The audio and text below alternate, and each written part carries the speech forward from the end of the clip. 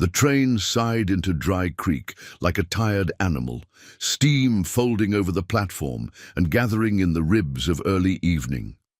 Tamsin Alder pressed her palm to the window pane and watched the town appear through ripples of vapor. Denser streets than the paper map had implied. A line of false fronts, a church steeple like a lifted finger, two water towers against a sky the color of a bruise healing. She tasted cinders at the back of her throat and adjusted the hatpin hidden in her hair, not because the hat wobbled, but because the small pinch of pain steadied her. 31, she reminded herself. That was all she was, not a skull full of other people's arithmetic about what 31 meant. 31, and both feet on a platform she had chosen for herself. The conductor swung the door wide. "Dry Creek! Last call for Dry Creek!" Tamsin lifted her carpetbag and the leather trunk she had kept since her father died, sturdy, nicked, brass-cornered, then stepped into the evening's breath. The platform boards flexed softly. She felt their give, the newness of wood, and thought with a cartographer's habit she'd never lost, of rings hidden under bark, and how each circle said, "I was once thinner than this, and I learned." A man waited near the station master's office. He was young enough to pretend he would always be, and tall enough to remind people he was the tallest thing in any room. His suit looked expensive in the way dust cannot disguise. His hat brim was perfectly cruel. Beside him, a woman with a pinched mouth and an exciting brooch held herself like ice, deciding which way to crack. Two ranch hands, boys really, with the sun burned permanently into them, stood off his shoulder, restless with the shape of trouble. Silas Brackett, Tamsin. Thought. Even from advertisements you could hear a man's vowels. Even from letters you could feel the pressure of his thumb. She had been honest in her replies. Honest about her age, honest about the thinness of her dowry, honest about the steadiness of her hands, and what those hands knew how to do: teach sums with patience, mend hems without wasting thread, cook, simply and cleanly, read the weather from the behavior of birds. He had been honest about land and ambition. He saw her. His eyes passed over her like a measuring stick, and then returned frowning, as if the measure and the person didn't agree. "Miss Alder." His voice carried a practiced warmth over a cold foundation. "Welcome to Dry Creek." She took the hand he offered and felt a grip that meant to rewrite her. "Mr. Brackett, thank you for meeting me. The journey was—" She searched for a word that would not sound like complaint. Long, but instructive. The woman at his side had one of those faces you imagined had been sculpted into disapproval when she was a girl, and had simply kept its shape. "I am Mrs. Agatha Brackett," she said, making the syllables into fences. "Silas's mother." "Of course," Tamsin said, and inclined her head. She had practiced that incline in the mirror of a boarding house 6 towns ago. It was the kind that made you smaller without conceding ground. Mrs. Brackett studied Tamsin the way a butcher studied a bone. "You are older than I expected." "I am, as I described," Tamsin replied, pulse steady in her wrists. 31 in my last letter." Silas shifted, the leather of his belt creaking. "You wrote 31 come Michaelmas. It is well past Michaelmas, Mr. Brackett." The boys flanking him snorted. The station master, who had been pretending to pore over paperwork in order to miss nothing, paused his pen. Silas's smile thinned. "When I arranged your passage, it was with the understanding that I would arrive capable, sober, and truthful," Tamsin said. She kept her voice plain as bread. "I have done all 3. A wind ran the length of the platform and lifted the edge of her skirt. The fabric whispered around her ankles, a reminder that cloth could be both shelter and map. She anchored her trunk with the toe of her boot and waited for truth to behave itself. It did not. Silas turned to his men, scuffed the toe of his boot against the boards as if measuring distance. "I sent for a helpmeet," he said louder, so the people within earshot could learn their lines. Someone suitable to a house that expects heirs. A wife, Tamsin said. That is what your advertisement said, Mr. Brackett. Not stock, not hired help.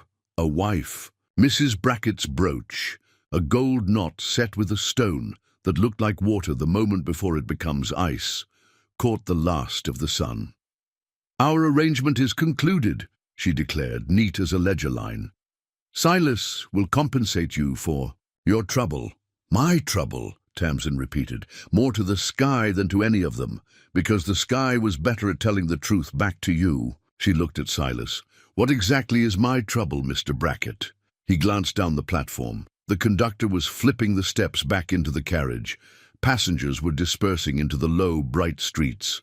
The moment to be decent passed. Him and kept going. Age, he said, as if handing the word over relieved him of it. You should have understood. A soft pain, like a stitch taken too deep, caught at Tamsin's ribs. I understood your letters, she said. I also understand a promise. Silas's smile returned, brittle and costly. Promises are often misunderstood when parties misrepresent themselves. She felt her cheeks grow hot with something sharper than shame. Offense, perhaps, at the way he handled language, as if it were kindling. What I represented is printed in ink you possess, she said, very quietly. If your understanding has altered, then say that truth, and stand up straight in it. He did not stand up straight. He leaned on the fence his mother's voice had built. My understanding, he announced, is that I will not be taking a wife who cannot provide sons. The words landed in her with a series of careful blows. She had expected many kinds of weather. She had not expected this public strike. It wasn't merely that he had declined. It was that he had elected an audience for it. The boys laughed. The station master deadened his face, the way men did when choosing safety. A woman in a robin's egg shawl paused outside the depot to listen in, that way that made it feel like prayer and gossip shared a doorway. You do not know what I can provide, Tamsin said. She didn't raise her voice. Instead, she allowed it to become steady enough to set a table on. But I know what you have just provided, Mr. Brackett. A ledger. Entry that will travel with me. He turned to his men. Load her trunk back on the train. The nearest boy, freckled, sun-scoured, eager to perform, stepped forward, hand outstretched like he was helping a lady into a carriage when everyone knew he was pushing her out of town. Come on now, miss. She tightened her grip on the leather handle, and the boy found out what 31 meant in Tamsin's wrists. My trunk stays, she said. You don't have rooms here, Silas replied, tone soft with condescension. We arranged for... He searched for the word and chose the ugliest one available, return passage. She was aware of the sound before she named the man making it. The regular bell of a hammer striking iron.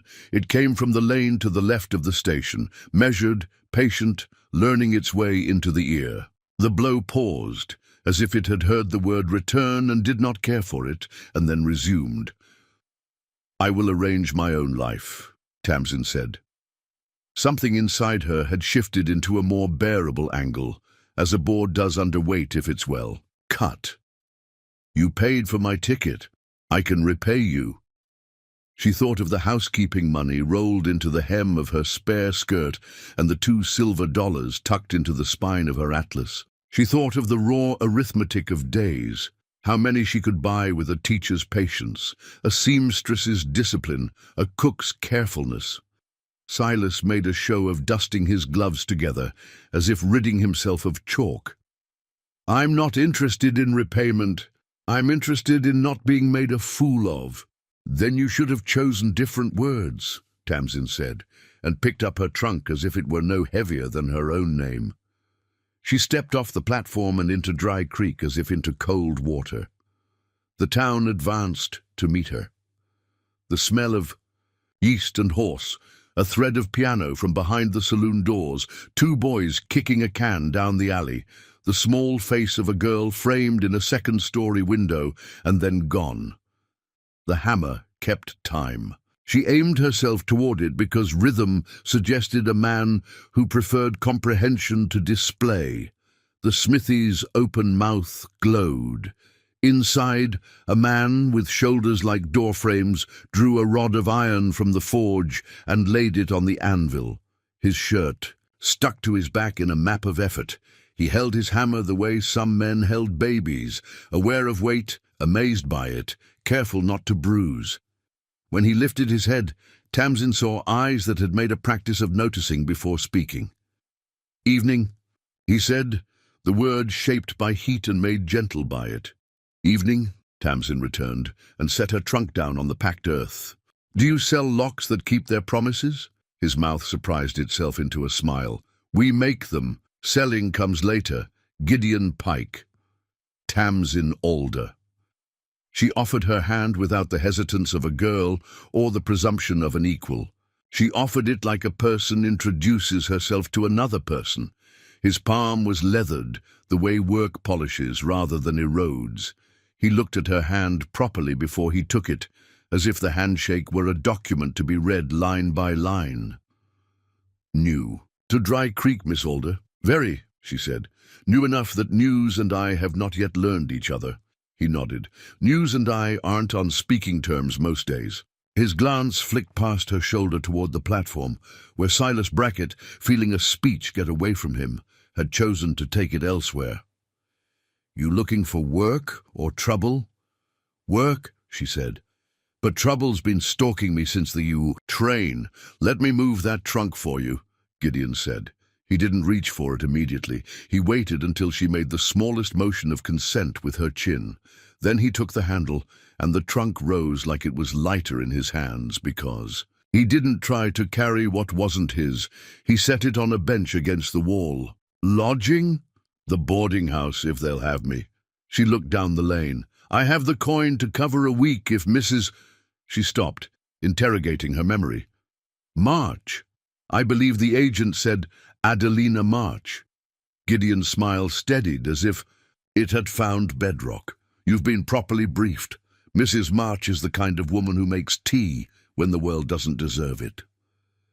The hammer called him back. He set the half-shaped hinge aside, lifted the hammer, and resumed the sentence iron required.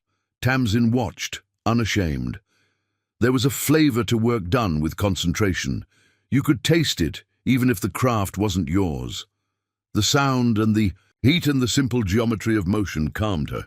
When he quenched the iron and the hiss subsided, she said, "Do you keep accounts on paper?" He raised a brow. "Why?" "Because you would charge less for hinges in spring when more people are building, and more in winter when fewer can afford them, and that will turn the town sullen toward you," she said, distracted by the memory of the Atlas's spine and its hidden coins. "Better to keep the price steady and measure your profit in return trade." He rested the hammer on the anvil and studied her with the respect a man gives a new tool he knows will end up becoming essential. "You know about return trade?" "I know about people wanting not to be surprised," Tamsin said. "Surprises turn into talk. Talk turns into rot." A small cough came from the doorway. A girl of 8 or 9 stepped into the lamplight. Her hair was the color of chanterelles in autumn. Her dress had been let down twice and let out once. She clutched a shoe in both hands as if it were a spar in high water. "Papa?" she said. The word was tentative, but not timid. It split.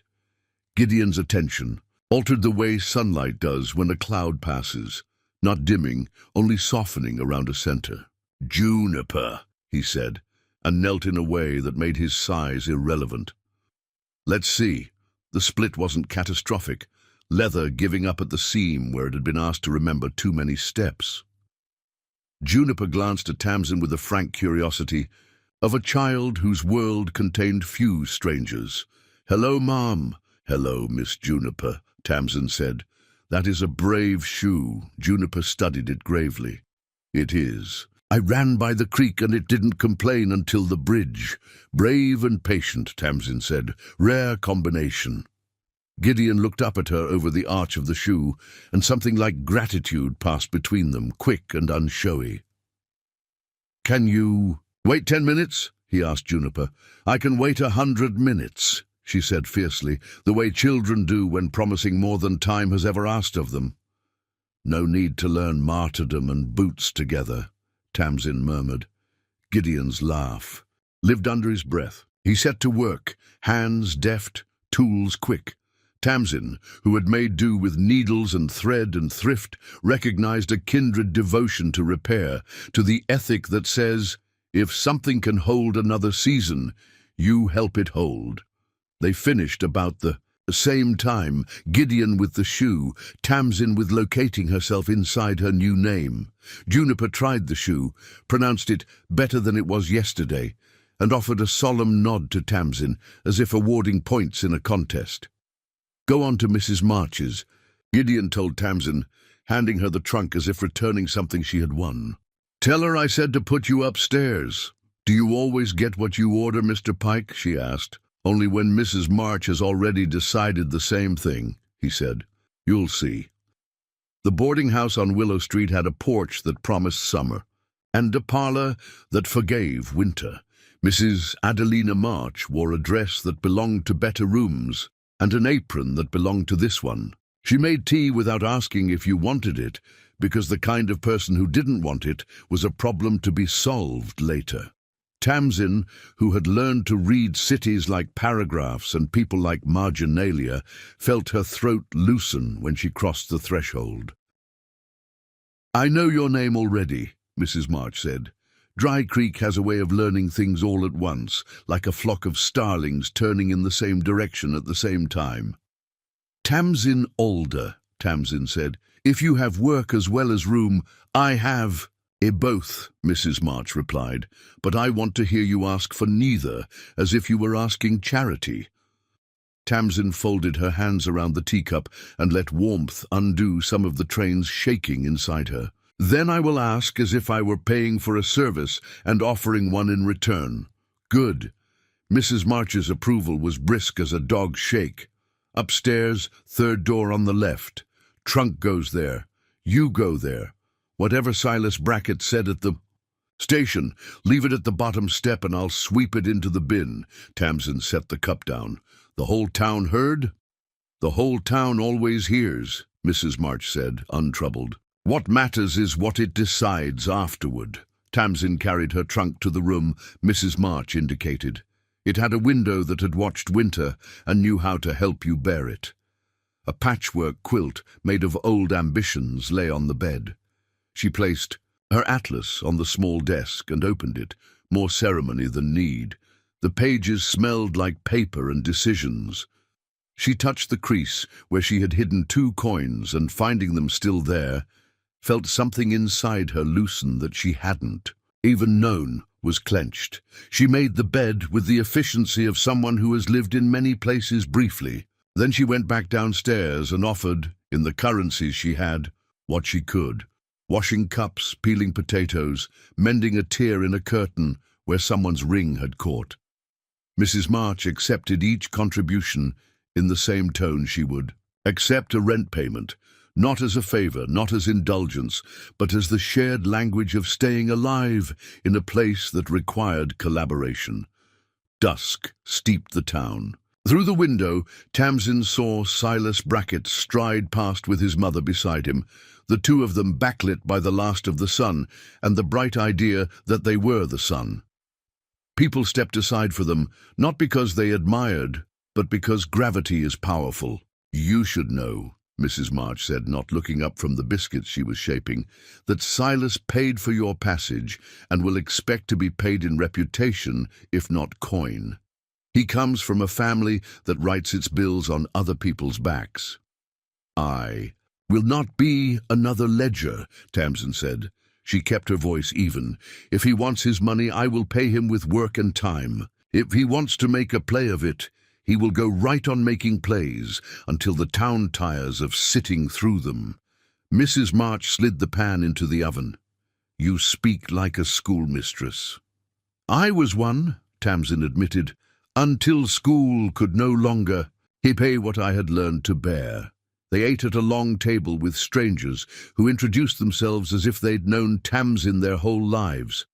A freighter with hands like split fence posts, a seamstress with eyes that had learned to count as quickly as talk, a card sharp who swore he was only sharp with kindness. There was laughter, the honest kind that believes itself possible. The biscuits tasted like the place where wheat remembers it was once grass. Afterward, Tamsin carried a lamp upstairs, watched the flame write brief letters across the stairwell, walls, and paused at the landing when Mrs. March called up, "He'll try to collect tomorrow." "Let him," Tamsin said, and went into her room. She undid the hatpin and set it on the dresser like a small sword, deciding to sleep. When she lay down, the feather ticking rustled a sound like the sea far from this dry place, proof that the world was larger than any humiliation. She did not know when she slept. She knew exactly when she woke, just before 5, to a sparrow scoring lines in the pre-dawn with its throat. She dressed in the blue calico that travelled best because it forgave wrinkles, braided her hair into a rope she could rely on, and took her atlas and a scrap of pencil out to the porch. Dry Creek was a book she had not yet read, but she had run her thumb over the edges and understood something of how it would feel in her hands. The street woke in layers. Baker first, then Osler, then the soft, unmusical sound of people doing 100 small things on purpose.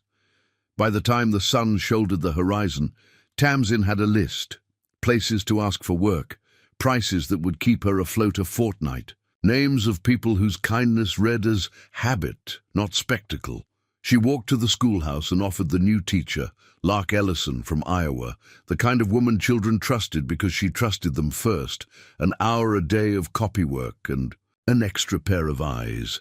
She walked to the mercantile and offered to straighten shelves in exchange for a place behind the counter if the usual clerk needed one. She walked to the livery to ask if they required help with ledgers. She did not walk to Silas Brackett's ranch. "You're making friends quicker than Silas collects enemies," Gideon said when she stopped by the smithy before noon, both to thank him and to learn the lay of the town's work. "One is a full-time job," Tamsin said. "The other is a hobby for men who cannot stand the quiet that follows decent behavior." He grinned. "You talk like Mrs. March writes letters you feel in your sternum." "I've been reading people with poor handwriting all my life," Tamsin said, and immediately regretted the path she heard her words take toward a pain she did not enjoy recalling in daylight. Gideon saw the turn and chose not to follow it. "If you like numbers and don't mind soot, I could use someone who tells me the truth when I'm pricing nails." "I like truth and can tolerate soot," she said. "Then come in the afternoon and we'll learn each other's stubbornness," he replied, and returned to the forge as if agreements were iron. You heated them to red, then cooled them carefully, and afterward they were stronger. Silas Brackett arrived at Mrs. March's at 2 o'clock, wearing a face meant for an audience and a coat meant for winter, which it was not. He brought his mother and a paper folded carefully into a weapon. "Miss Alder," he announced from the porch, "you owe me for that ticket." Tamsin stepped into the hall, wiping flour from her hands. "Good afternoon, Mr. Brackett." "I said as much. Yesterday.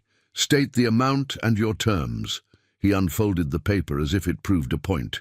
"It is not a matter of coin only. You misled me. The town heard that. A man's standing does not improve by shoving a woman off a platform," Tamsin said. She felt the vertebrae of anger align into the same spine as her dignity. "What sum do you require?"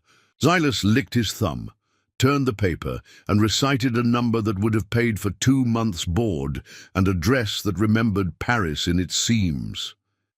"You sent a first-class ticket for a second-class expectation," Tamsin said, and watched. Mrs. Brackett flinched not at the words, but at the idea of a woman doing arithmetic out loud.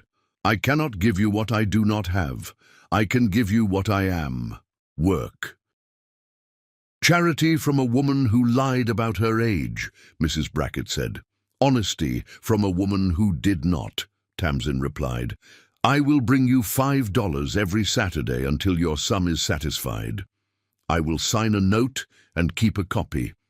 If you prefer, court, we can stand there and recite our correspondence in front of your peers. Silas's jaw worked. He had not expected to be given only fair options. You will bring the money to my office, he said at last. Not the ranch. I will bring it. To the sheriff, Tamsin said, with a receipt. For the first time since she had seen him, he looked like a man and not a plan. Have it your way. I intend to, she said. He left with his mother.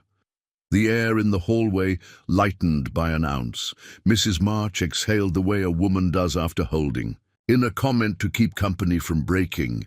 He'll try another way, Mrs. March said. Then I'll meet him there, Tamsin replied. She spent the afternoon at Gideon's, copying orders, counting nails by weight, noting which farmers bargained, from need and which from habit. Juniper arrived with a book and a question about why the letter G wore two different faces. Tamsin drew both forms and let the conversation travel where children naturally lead it, from letters to stories to why some people's stories are told louder than others. At 5, a man with a sheriff's star and a face that had weathered into reliability stepped into the forge, touching 2 fingers to the brim of his hat. Ezekiel Boone, he said. Just Zeke does fine. Tamsin Alder, Tamsin said.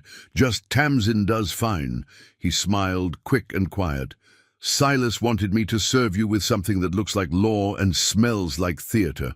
I told him I'd deliver it to my stove. Consider yourself protected from that particular act. Is that legal? Tamsin asked. It's human, Zeke said. I'm aiming to keep the two acquainted. Gideon made a sound that counted as a laugh and a thanks in one breath. You'll need both around here. I usually do, the sheriff said. He tipped his hat to Juniper as if she were the town council, and then to Tamsin as if she were the minutes. Tamsin walked back to the boarding house with a sense of being seen that wasn't surveillance. It was the opposite, a kind of watching that believed the watched deserved their life. She slept more deeply and woke to the feeling that the sheets themselves were invested in her day going well. On the 3rd day, work found her before she could go hunting for more. The school paid her a little for copying and a little for taking an hour of older pupils whose numbers were taller than they were. The mercantile owner asked her to set prices for winter stock. Gideon pressed wages into her palm with the carefulness of a man who understands wages aren't charity and shouldn't feel like it.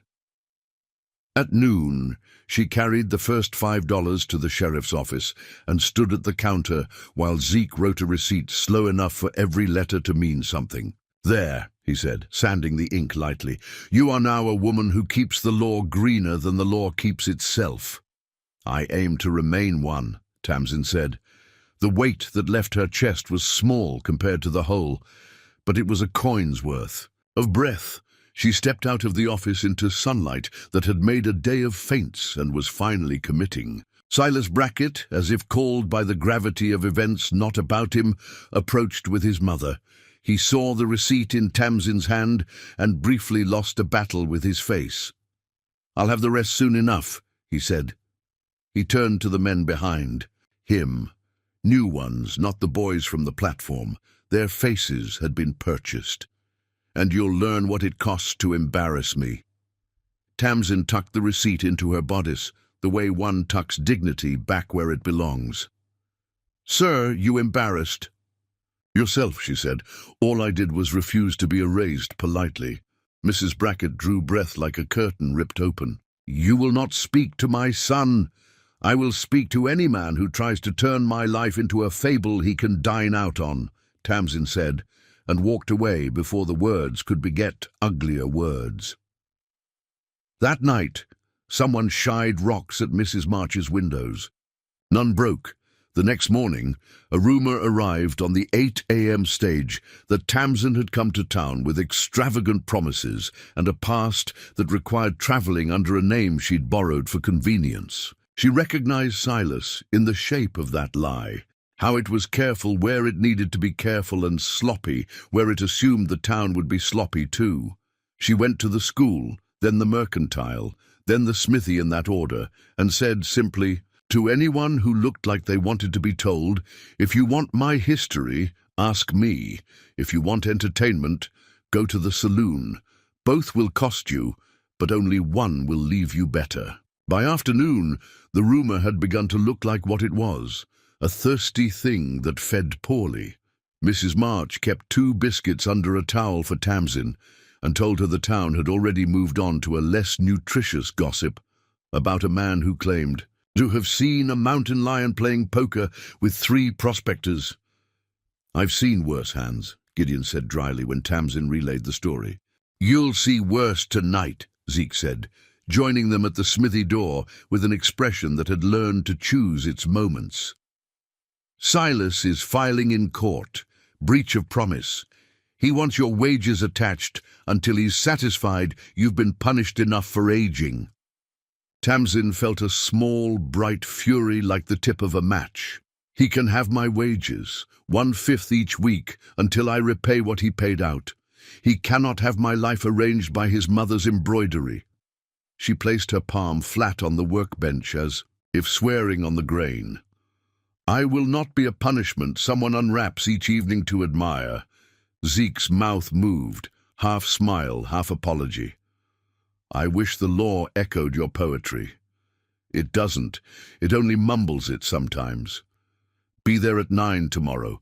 Courthouse? He'll be there at 8:50 because performance enjoys early seating. Tamsin went early. She wore the blue calico that told the truth and tied her hair back in a way that announced function and disinvited spectacle. Mrs. March came with her without announcing that she was coming with her. Gideon walked them to the steps and stopped there, as if the threshold had rules for who was allowed to stand in which light. You don't have to go in alone, he said. I won't be, Tamsin replied, and indicated Mrs. March with a tilt of her head that counted as gratitude, then indicated herself with a hand to her own sternum. And even if I were, I would still be not alone. Inside, the courthouse smelled like pine and men who had sworn to be better than what they'd been yesterday. The judge's chair was empty for a minute, then full of a man whose hair suggested he had been young when the flag had fewer stars. The town sat on benches supposed to be neutral and was not. Silas Brackett stood at a table with papers fanned before him and certainty arranged around his shoulders. Mrs. Brackett sat behind him and held her brooch like a weapon sharpened with time. Zeke took his place beside the judge's desk. He looked at Tamsin and then at Silas and gave a small nod that meant, I cannot be entirely what you need, but I will not be entirely what your enemy wants. Silas spoke first. He spoke about promises and public injury, about men laughed at on platforms, about the cost of tickets and the price of expectations. He used the word virtue twice and dying line once, and glanced at the town each time to see whether the audience had performed its part. When it was Tamsin's turn, she stood and let the quiet belong to her for a breath. I wrote to Mr. Brackett. The truth about my age, she said. He replied with talk of acres and sons and the need for a woman who would fit his house. I fit myself. I travelled across 2 territories to keep a promise I made to myself, that I would not spend my life in a place that rewarded women for being small. Mr. Brackett made a show of refusing me in public. I will not make a show of repaying him here. I brought $5 already and will bring 5 more each Saturday until the cost of the ticket is covered. I do not owe him the play he wants to stage on my back. A murmur moved through the room, like people remembering they were people and not an audience. The judge looked at Zeke. Zeke looked at his hands. The law, which had wanted this to be simple, sighed. Miss Alder, the judge said, the law can require a portion of your wages to be paid until the debt is satisfied. It cannot compel you to be ashamed. Silas opened his mouth. Mrs. Brackett's brooch glittered like a stone that had learned how to answer. Tamsin stood as she had on the platform, not bowed, not cruel, simply present inside her own name. The judge was preparing to render a narrow decision when a door at the back of the room opened and a different kind of weather entered. A man in a black coat, immaculate and small-eyed, strode forward with another kind of paper. "Your Honor," he said, "on behalf of Mr. Brackett, I submit an attachment for the trunk and personal effects of Miss Alder, to be held until full repayment is made as security for the debt and to avoid her absconding." The word absconding bumped into laughter, then into indignation. Tamsin clutched the arms of her dignity and felt wood under her fingers and splinters too. "She's not running anywhere," Zeke said sharply. The lawyer smiled the way a knife might, if knives smiled. "Attachment is a lawful measure," Tamsin pictured. The atlas, her father's compass, the 2 coins tucked into its spine, the thread she kept because thread keeps you, the dress folded with the stubbornness of hope. "I will not be stripped down to make a point," she said. "The law is the law," the lawyer replied. "Sometimes the law is a man who forgot he was once a boy," Mrs. March said, loud enough to surprise herself. The judge rapped the desk, not to reprimand, more as if to remind his hands that they belonged to the rest of him. "The attachment," he began.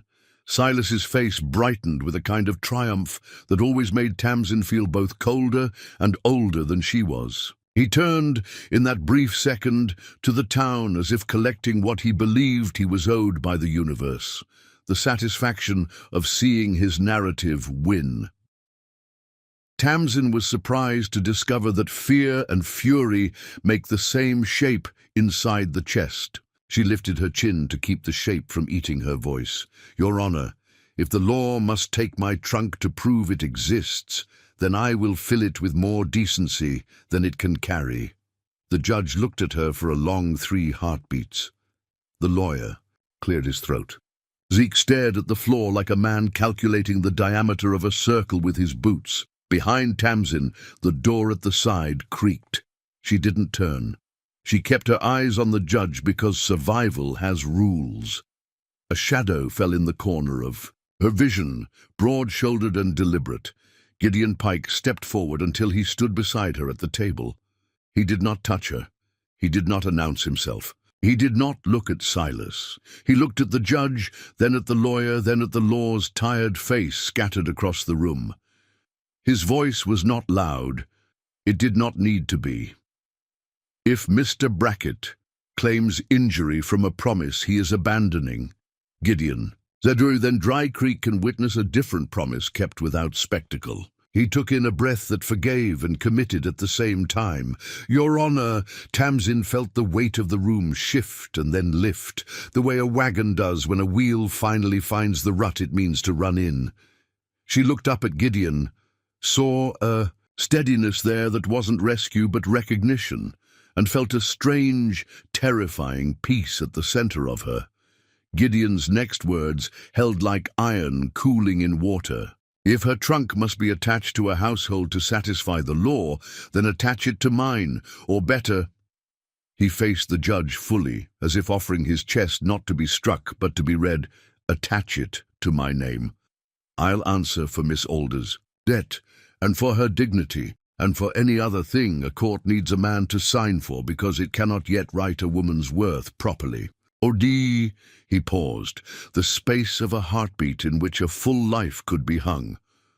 "Or," Gideon Pike said, in a voice that made the gallery lean forward as one body and made Tamsin's bones learn a new word for breath, "marry her today." Before we jump back in, tell us where you're from. If this story moves you, please subscribe. Tomorrow I have a special story for you. The word settled over the courtroom like ash after a spark. Marry. It was as if the planks of the floor inhaled with the people and held that breath a heartbeat too long. Somewhere, a hinge confessed its need for oil. Mrs. March's hands folded on her lap, unclasped without any change in her face. Silas made the sound of a boot sole slipping on pride. Tamsin felt the world tilt one precise degree and then halt, as a wagon does on a ridge before choosing a side. The heat in her cheeks, anger's scrim, thinned. What Gideon had offered was not rescue dressed as a man. It was an instrument placed within reach, its handle turned toward her. Even his stance said as much. Beside, not in front of. Steady, not claiming. Juniper would be sitting on the courthouse steps, out in the pale square of light, plucking splinters from the railing and saving them as wood dolls, unaware her life had just been rearranged on a table she couldn't see. Silas recovered. First, because performance trains a man to rehearse astonishment for effect. "Your Honor," he said, laughter too bright in his throat, "we are not arranging a barn dance. This is a court of law." "Sometimes," the judge said, dry as winter timber, "law is the floor we're standing on, and marriage is the beam that keeps it from dropping us into the cellar. Stand still while I look for a way to nail this together." He stroked his mustache the way a man considers a map. Tamsin turned to Gideon. The air around him held the forge's gravity without the heat. "You mean it," she said, to be certain she wasn't reading into kindness something she had no right to translate. Gideon's eyes did not make a promise his mouth would fail to keep. "I mean that if the town insists on tying a woman's dignity to a man's signature, I'll volunteer mine rather than watch it tied to his. I also mean that I've watched you keep ledger lines straighter than most men keep their backs, and I would rather build the rest of my life against that kind of true edge." He did not lower his voice for the town. He lifted it just enough for the law to hear. Mrs. Brackett stood without creaking, which meant she was either younger than she seemed or better oiled. "This is indecent," she announced. She let the sentence hang so the town could decorate it with their own favorite words. Older, plain, unsuitable, sly. "She is in possession of herself," Mrs. March said, not standing, "a condition some find indecent because it reminds them of their own poverty. Sit down, Agatha. You're making that brooch look foolish." If Gideon's offer had been a stone thrown into a pond, the ripples reached Zeke next. He looked at Tamsin the way a town looks at weather before harvest. "It is within the law, awkward as the fit is," the sheriff said. "Consent here and consent again upstairs with the clerk, and the attachment becomes nonsense. Mr. Brackett's complaint reduces to money."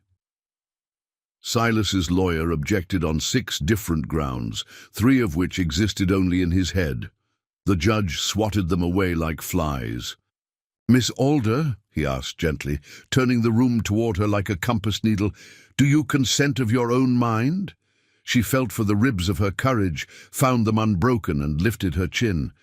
"I consent only to myself," she said. "I consent to no man owning the narrative of my life because his mother bought a brooch. But yes, I will marry Gideon Pike if he still means what he said in the hearing of the town. Not to escape a bill, to write a page without asking permission." Gideon didn't smile exactly. The line of his mouth changed in the way iron changes color at a particular heat. A shift you learn to trust after years of watching for it.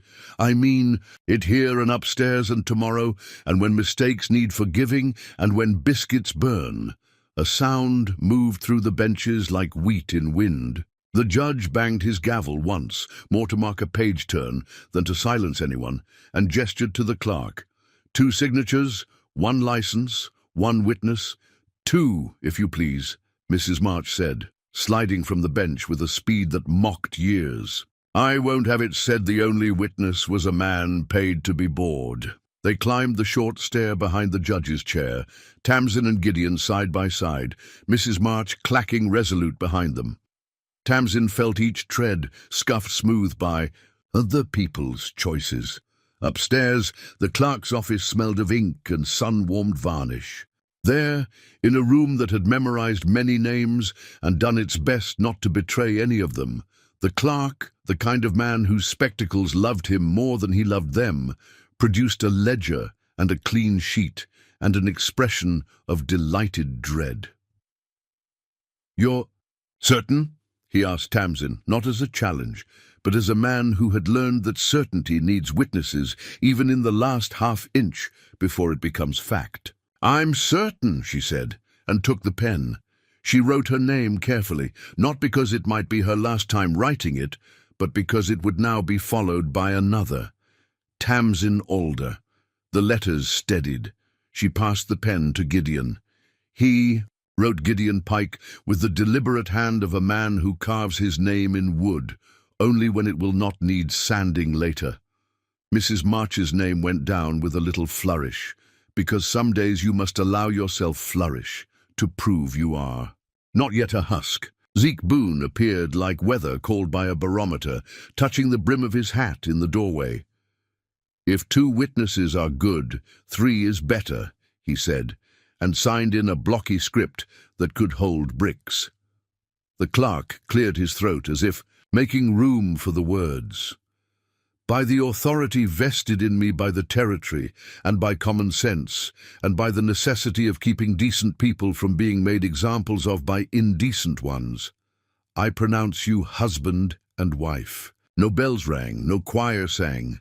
The light found them anyway. Gideon didn't reach for Tamsin's hand, he made space for it. She placed her palm in his, not as surrender, but as appointment.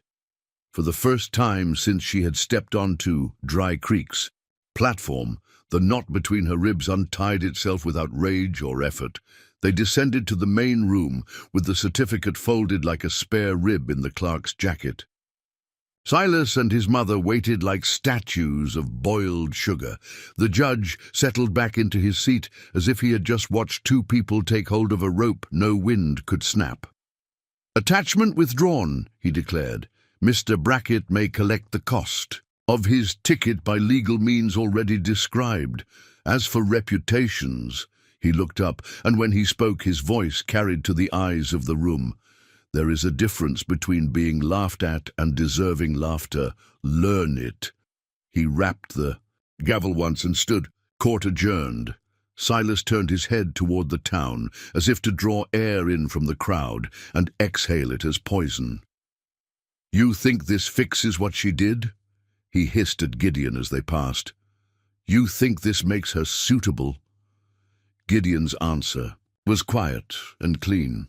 "She makes herself suitable. The rest of us get to grow up to her or not." Mrs. Brackett's mouth tightened so hard it must have hurt. She lifted her chin and addressed the gallery. "We will remember who applauded this indecency. We will remember who tried to sell it as decency," Mrs. March said, soft as a knife through cake. Outside, Dry Creek's light had the texture of linen. Juniper was on the steps, as predicted, with 3 splinters arranged like a little fence.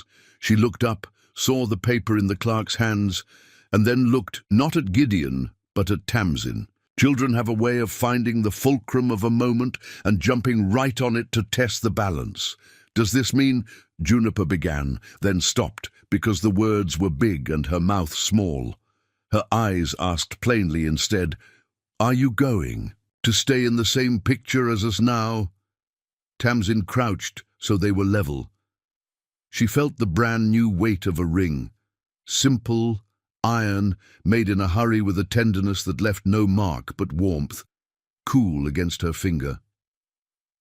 "It means your father, and I have decided to be the kind of family that writes itself on purpose," she said. "If you consent."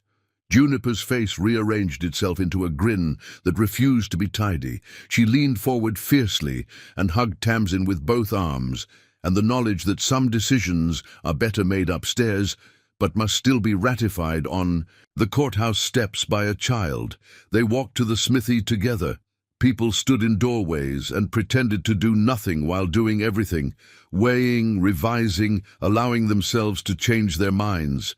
Some tipped hats, some smiled. One woman, Lark Ellison from the school, waved in a way that felt like a sentence inside a letter. "We will make this right, together." At the forge, someone had swept. Someone had straightened the rack of tongs. Tamsin looked for the someone and found on the workbench a little bouquet of nails tied with a ribbon. The ribbon was from the mercantile. Bella Hart had a habit of tearing an extra inch from the end of each bolt just to keep the world beautiful when it didn't ask to. Gideon set his palm on the bench as if placing a seal. "Welcome home," he said, and the word home made a new room inside Tamsin's ribs. The afternoon rearranged itself around labor. There was iron to temper and orders to fill, because somehow the world expected hinges to hinge, even when lives had changed their hinges entirely. Tamsin set the ledger on a shelf at her height and began working it clean. Orders here, payments there, notes for Zeke, whose handwriting would never be legally binding without translation. Juniper hovered in the doorway and then didn't. Children need to test the boundaries of new maps by running their edges. She discovered which stool made the best drum, which broom might be persuaded to be a horse, which cup belonged to her because no one else reached for it. Tamsin watched from the corner of her eye, learning the patterns of a girl who had learned premature competence and disguised it as independence. She saw the places where tenderness could be placed without humiliating its recipient, and laid it there the way you lay a quilt in late evening. Customers came and went, resembling themselves more than usual, because news had made them self-conscious about their faces. Some offered congratulations like tips. Some offered condolences as if a woman had done the unthinkable by choosing a life in front of witnesses. A few said nothing and bought nails and left without looking up, but their silence carried less judgment than discomfort with any feeling that wore boots. Toward dusk, Zeke stepped in and sat on the barrel by the door as if it were his own chair. "He'll try again," he said without preface. Silas, he didn't need to add the last name. Some men's Christian names become curses all by themselves. In what form? Tamsin asked, not alarmed, just asking the world to put its feet where she could see them, water or wood or gossip. Zeke ticked off the ways as if reciting weather. Patterns. He'll squeeze your coal supplier or whisper in your landlord's ear or bring a man from the territorial office with a stack of papers that read like a sermon and mean like a snake. He will count on you being tired. Then I will rest on purpose and refuse to give him the pleasure of watching me do it by accident, Tamsin said lightly, but the words felt like a plank she could walk in the dark. Gideon quenched a bar at the trough, and the hiss wrote a white line in the evening. "Let him try. We'll see if his wrists are stronger than iron cooled right. Iron cooled right still cracks if somebody swings a sledge at it on a bad day," Zeke said. "Watch your nights." "We will," Gideon said. And in the we, Tamsin heard a future arranging itself without the theatre of vows.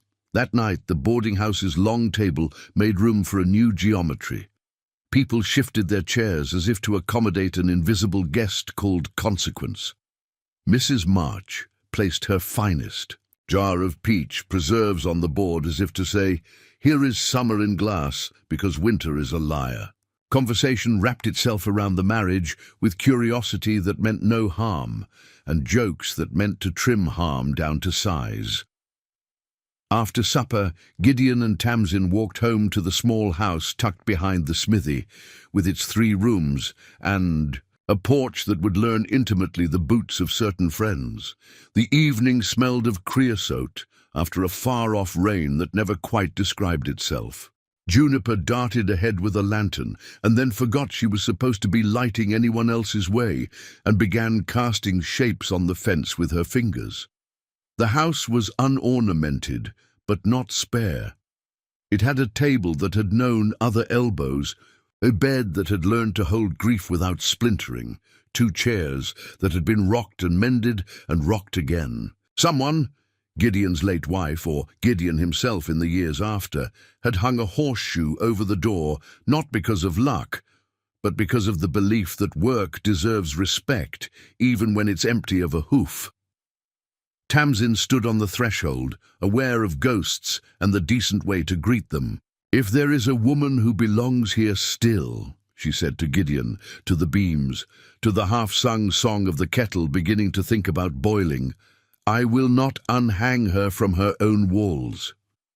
Gideon set down the kindling and met her with the candour that had drawn her as cleanly as iron draws a magnet. "There was," he said, "June's mother. She's gone." His voice didn't blur on the last word, but it didn't sharpen either. "There is room here for the living, and we will keep the dead loved without wrapping ourselves in their shrouds." Tamsin stepped across.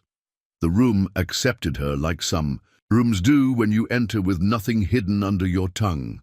They did not perform tenderness, but allowed it to perform them, putting coal on, moving a chair so a draught didn't drill into the back of a child's neck, setting a cup where a hand would look for it automatically. The kettle sang.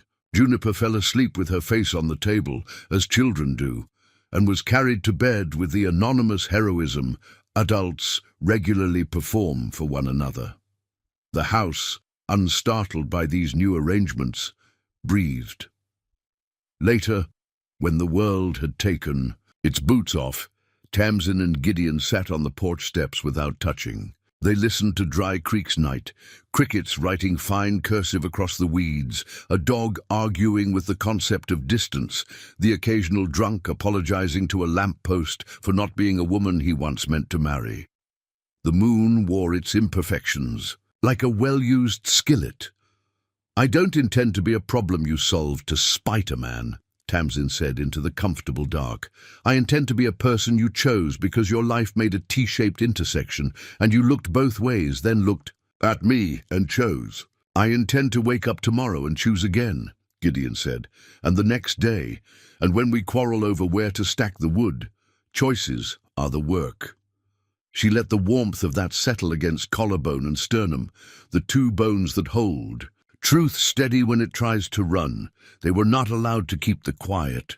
Quiet, like mercy, requires practice, and Dry Creek was out of practice.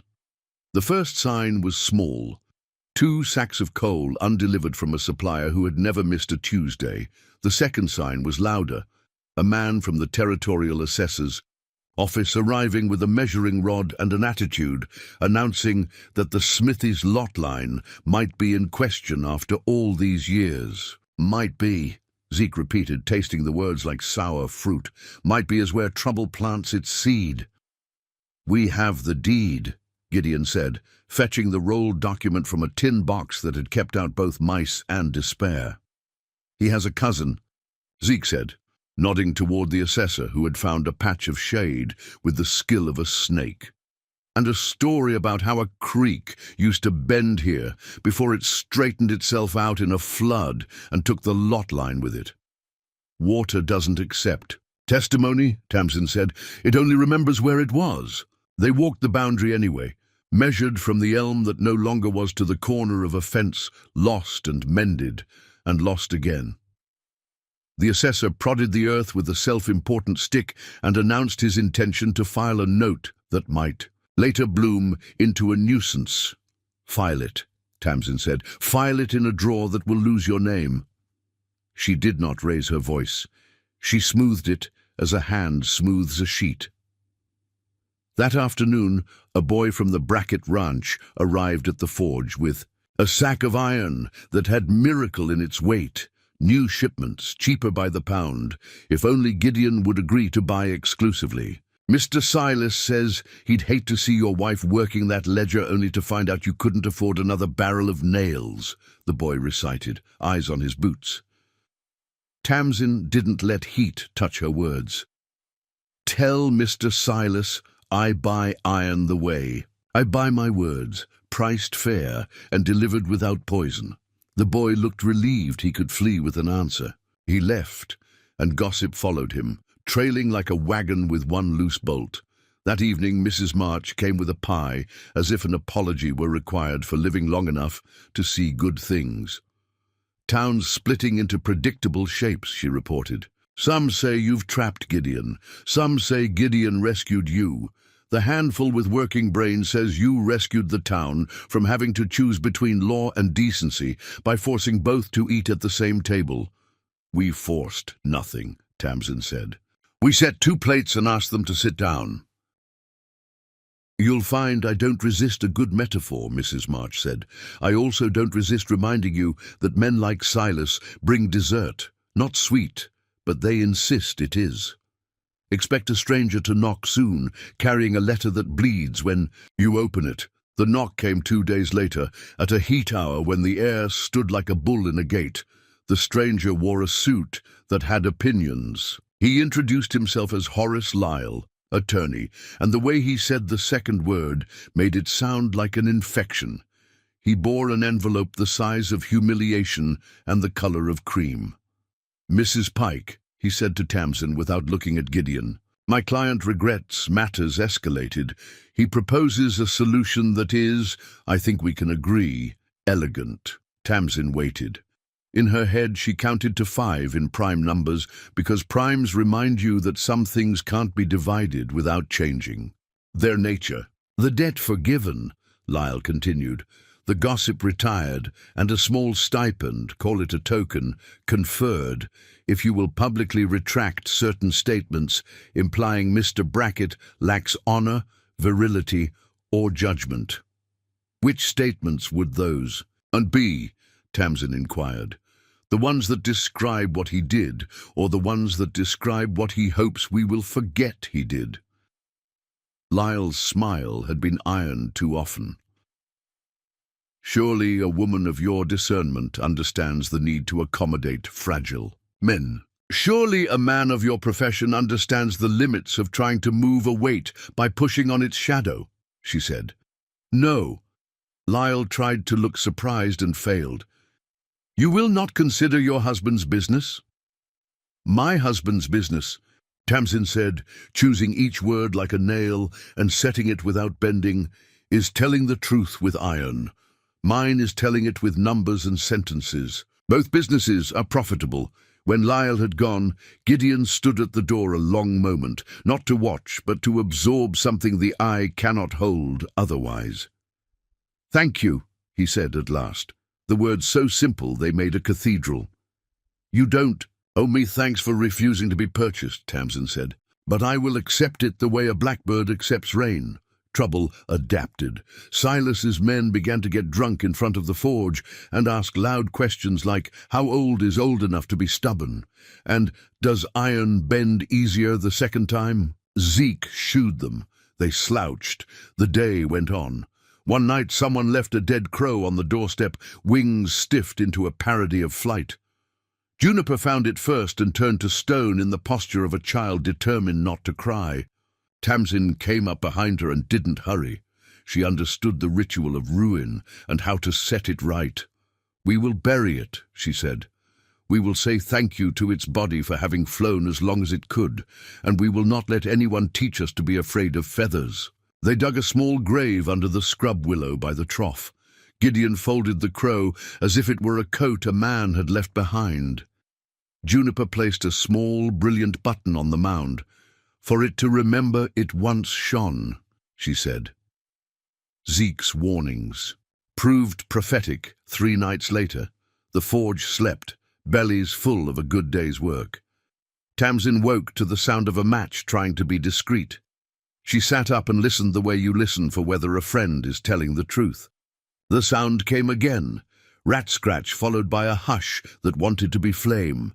She crossed the room in bare feet, learning every creak. At the window, the night wore its stars with an awkward, guilty look. From the alley behind the smithy came the soft oath of a man who had burned his fingers. Tamsin didn't wake Gideon with a shout. She set her hand on his shoulder and pressed just enough. His eyes opened cleanly, like a man who doesn't hoard sleep because he trusts the next night to deliver more. She put one finger to her lips and another toward the back door.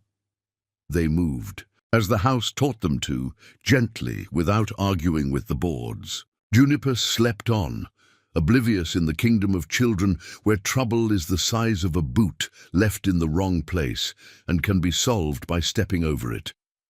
At the back window, Tamsin parted the curtain into threads and saw 3 figures arranging the world to become a story they could control.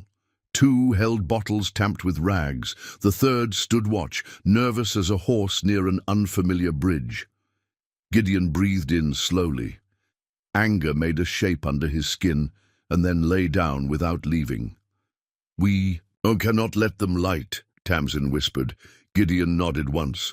He picked up the bucket kept by the door and filled it at the cistern with a speed that refused clatter. Tamsin reached for the second bucket and the third, and felt gratitude for nights they had delayed going to bed, and instead had gone through. The house, placing things where need would find them. The first bottle arced a poor throw. It struck the eave and broke in a useless imitation of calamity. The second followed, better aimed. It hit the packed earth by the woodpile and sputtered into a snake of flame. Gideon was already moving. He let the door swing only as wide as a bucket and poured, the water turning snake to hiss and hiss to black mud. The watcher swore again, louder now, and the third figure, bolder or paid better, stepped forward with a fresh bottle and a match. "Stop," Tamsin said, out the door and into the glow, because sometimes the only way to end a story is to walk onto its stage. Her voice had the steel of the anvil, but not the heat of the forge. The men startled, the match stuttered. "You know me, I know you. If you light that, you don't just burn a building, you burn a girl's bed." The bold one hesitated, eyes flicking to the dark square of Juniper's window. The watcher shifted from one foot to the other, the way a conscience does when it has been paid to be still and discovers it has knees after all. "Silas will," the bold one began, "because men like him have been trained to invoke a bigger shadow when the night begins to doubt them." "Silas won't be here when the flames take the roof," Tamsin said. "You will be, and you will be the one Zeke drags to the jail with your eyelashes singed off and your eyebrows burned to regret." Gideon stepped into the light alongside her. He didn't brandish tool or weapon. He didn't lift his chin like a challenge. He stood in a way that reminded the night what decent men look like when they are asked to choose. "Go home," he said, and his voice made home sound like a place men could still earn by turning around. The watcher broke first.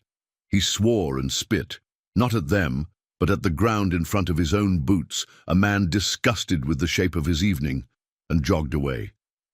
The bold one looked at the remaining companion, then at the lit rag shaking between his fingers, then at Tamsin's small, unafraid face. He snuffed the match with a pinch that made him dance and ran, the bottle swinging and not breaking because sometimes mercy follows cowards home and sits on their steps until morning. The second man backed down slower, as if returning a bad loan, and then followed the others into the alley's black pocket. The quiet that came after was not the same. Quiet as before. It had learned something. Zeke arrived 5 minutes later, called by a neighbor who'd been called by fear. He took in the wet patch by the woodpile, the smolder point on the eave, the bucket brigade of 2, and nodded the way men nod at a bridge that holds. "You'll need a guard a few nights," he said. "I'll sit a spell on the porch swing and tell lies until the sun ups its courage." He did. Dry Creek slept with one eye open and a badge on the rail. By dawn, the forge smelled faintly of smoke and badly written intentions. Tamsin made coffee for Zeke strong enough to melt ceremony off silver. Gideon stepped into the yard to look at scorch and assess repair, and found, stuck to the back fence with the absurdity of malice that cannot script well, a note. He brought it to Tamsin without unfolding it. She opened it with her smallest finger as if the paper might bite. The handwriting was not Silas's. It was a practiced legal hand belonging to someone who did not expect to be remembered for kindness. It said, in 6 relentless lines, that a shipment of iron for the Pike Forge had been purchased in Gideon's name, and the bill, unpaid by noon tomorrow, would trigger repossession of tools and an auction of the forge's contents to satisfy the debt. The signature on the purchase matched Gideon's with eerie precision. Tamsin felt the floor consider buckling and then reconsider for her sake. "Forgery," she said. They made a facsimile of your hand to steal your hands. Zeke's mouth took the shape it took right before he decided to make trouble of his own. We will not have it. We will prove it. He held up the note like something he intended to wrestle and pin. Proving takes time, Gideon said. He looked at the clock as if it were a man at the door with a short temper. Noon is a poor friend. Then we will purchase time the way I purchase ledgers, Tamsin said, with accuracy and public witness. She lifted her chin, and the day moved down a track it hadn't intended to travel. We go to the mercantile. We put up a sign that the forge will take orders for ironwork this day only at half price if paid in advance, and we will fill every single order before Sunday. We turn his theft into our tide. That buys coin, not justice, Zeke warned. Both are required, Tamsin said. Justice eats slowly. Coin eats now. Dry Creek, which had recently learned to applaud without being told when to stop, proved itself hungry for both. By 9, the table outside the forge hosted a line that snaked past the trough and into the alley. Farmers needing harrow teeth. A widow wanting a latch that didn't jam when winter swelled the door. The church needing a hinge that didn't announce worshippers' secrets with a squeal. Tamsin took orders, names, coins, and added to each slip a small triangle drawn in the corner. When Bella from the mercantile raised a brow, Tamsin said, "Every order today bears this mark. If anyone later argues about what was paid and what was owed, we will all remember the triangle and the day we drew it and tidy their lives for them." By 11, the jar brimmed.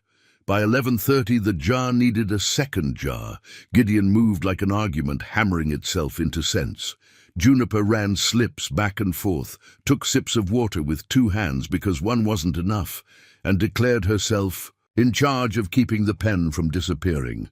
Mrs. March materialized with biscuits and admonitions to chew. Zeke stationed himself like a landmark and measured the town with a gaze practiced at estimating what men would do next when they found out decency had cost them money.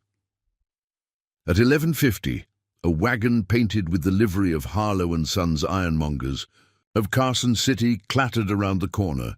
2 men in tidy vests jumped down as if they were a rival more than threat.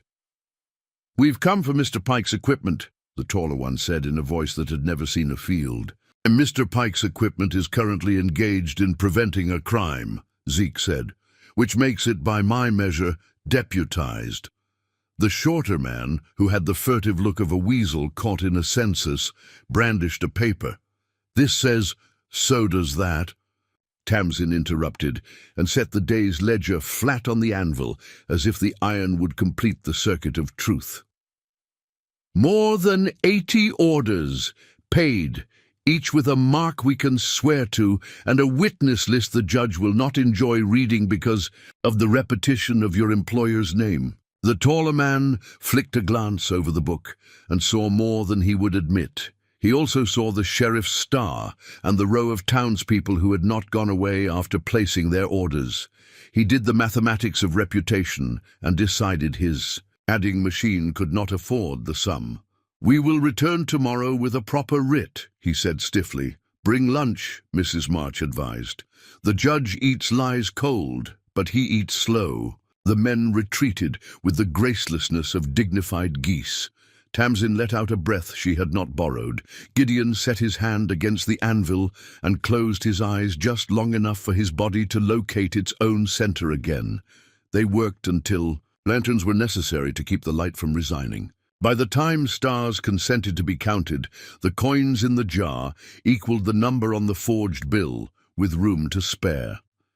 Zeke watched Tamsin copy the total onto a second sheet and tuck it into her bodice with the previous Saturday's receipt. He nodded once, the ceremonial approval of a man who trusts a particular pocket with a town's oxygen.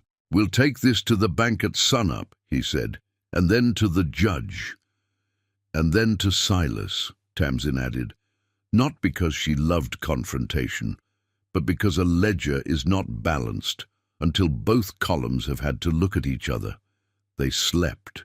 like people who have not just avoided fire but fed another kind of flame.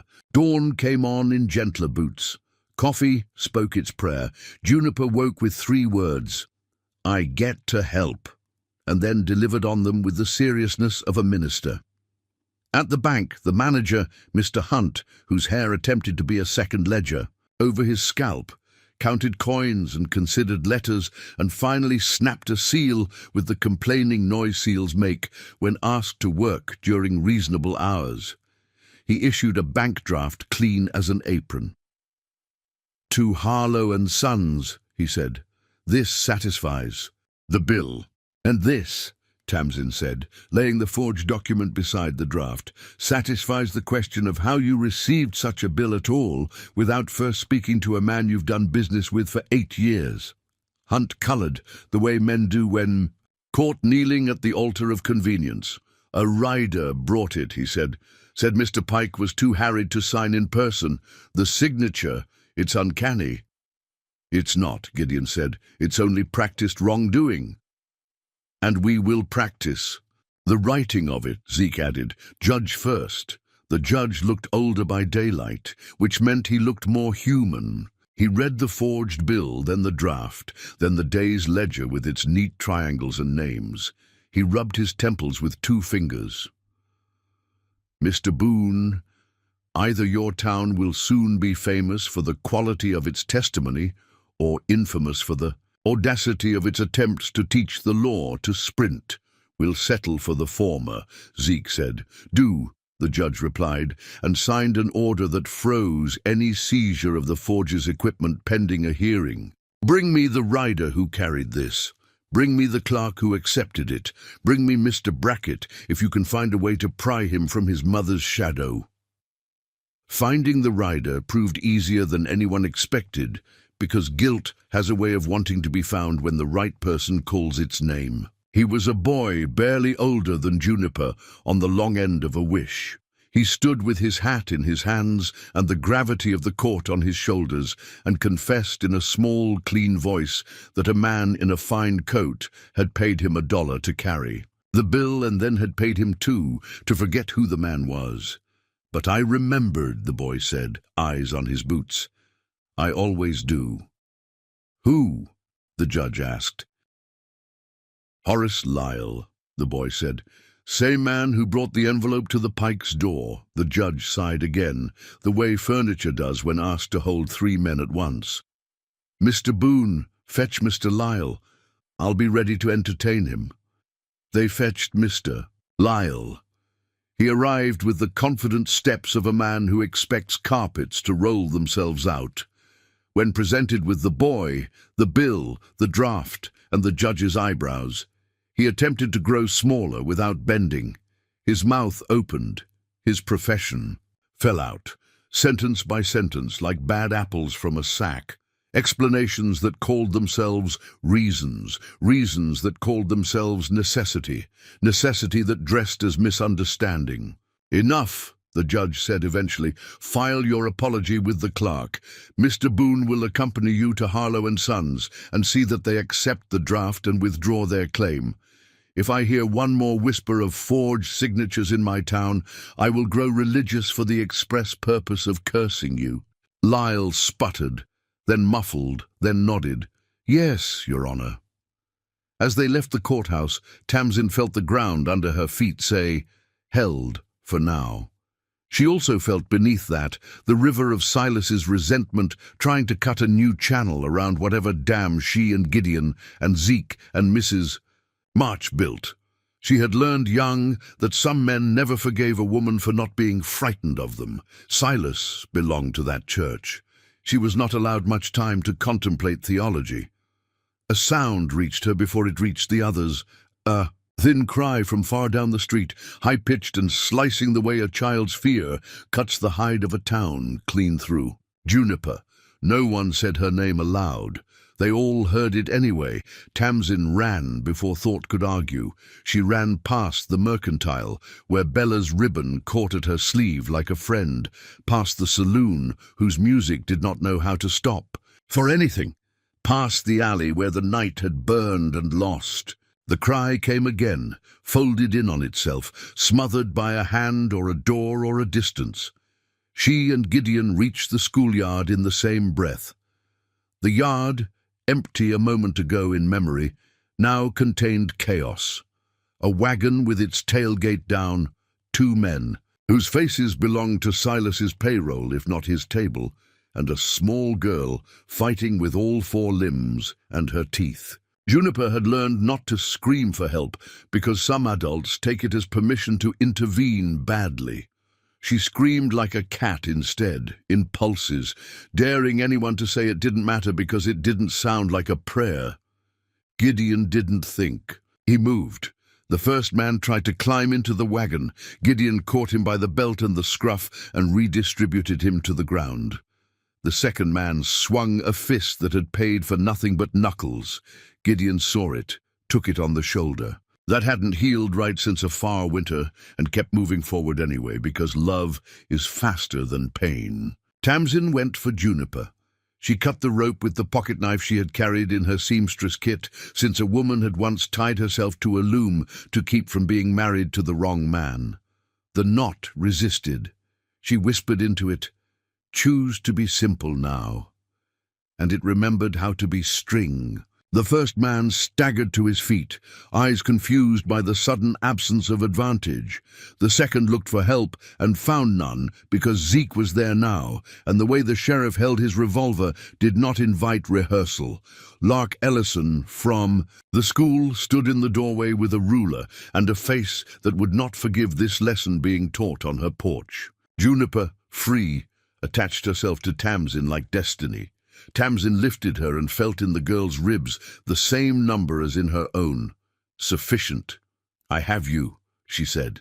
The men shouted words like misunderstanding and mistake and a bet, as if Juniper were a card game that had taken a rude turn. Zeke made notes in a book that would not forget. "You're under arrest," he said.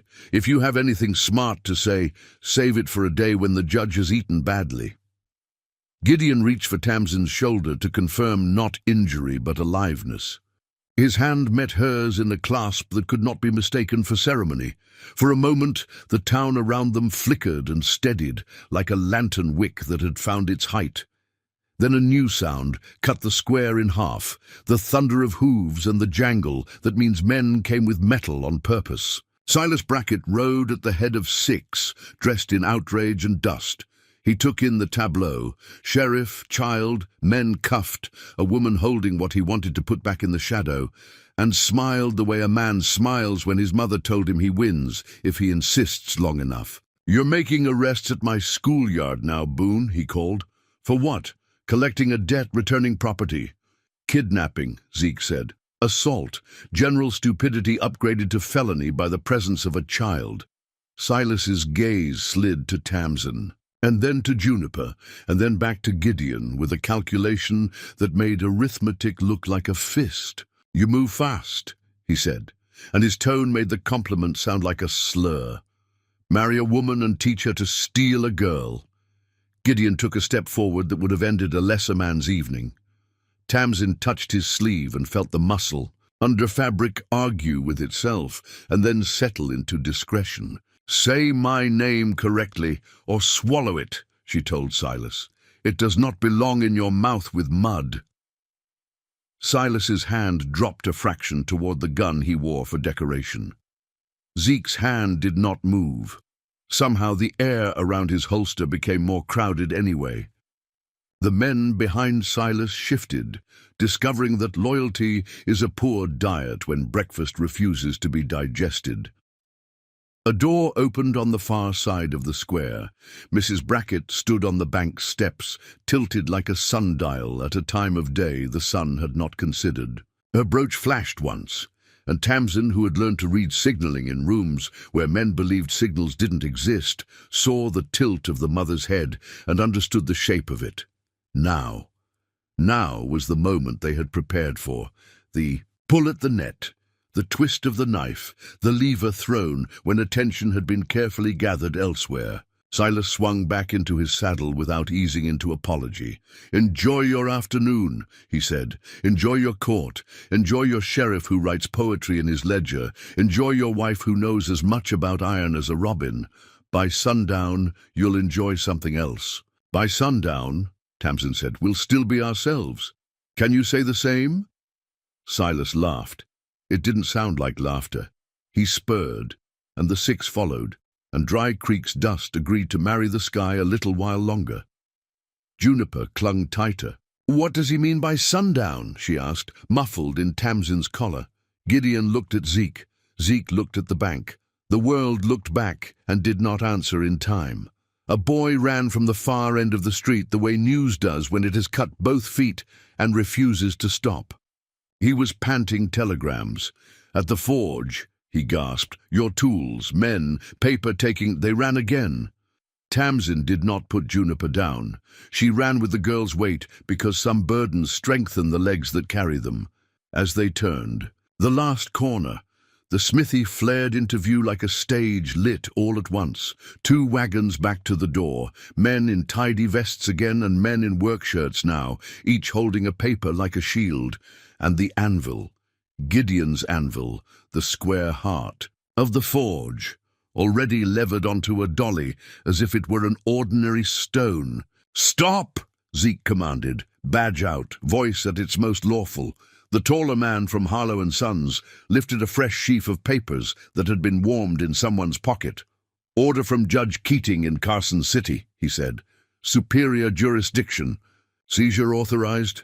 "Judge Keating," Zeke repeated, tasting the name and finding something rotten under the rind. "How did a writ get here that fast?" The man smiled with his mouth and not his conscience. "Express." Gideon took 1 step toward the dolly, and 3 men stepped between. Tamsin felt Juniper's hands tighten around her neck, not out of fear now, but so she would not be tempted to leap rage first into adult business.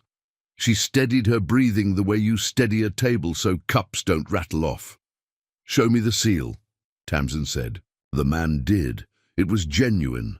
The signature glittered with the confidence of men who addressed other men as equals even when they weren't. The clock in Tamsin's ribs ticked twice.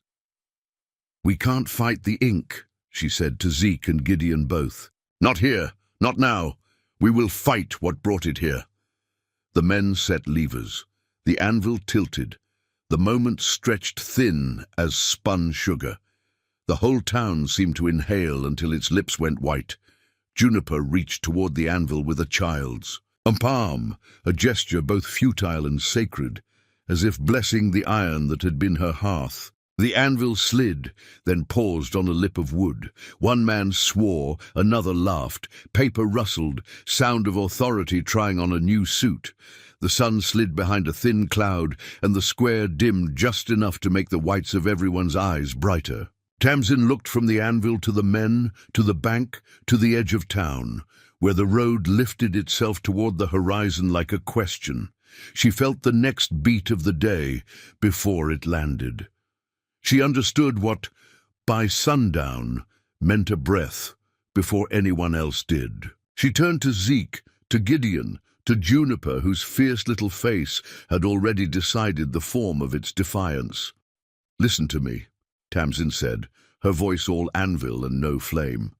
"Silas isn't stealing iron." She pointed past the wagons, toward the dry ribbon of the creek. "He's stealing water." The moon revealed Alina Ward's face, wet hair clinging, pale eyes fierce even as shock etched them. Tamsin's gasp tore through the creek bed. Gideon lunged forward, hands pulling Alina back from the water's greedy edge. Zeke's revolver still held steady on Silas, though the weight of betrayal seemed heavier than the pistol itself. Silas blinked, startled not by the gun, but by the woman who refused to drown. "You should have stayed gone," he spat, his tone breaking into a ragged tremor.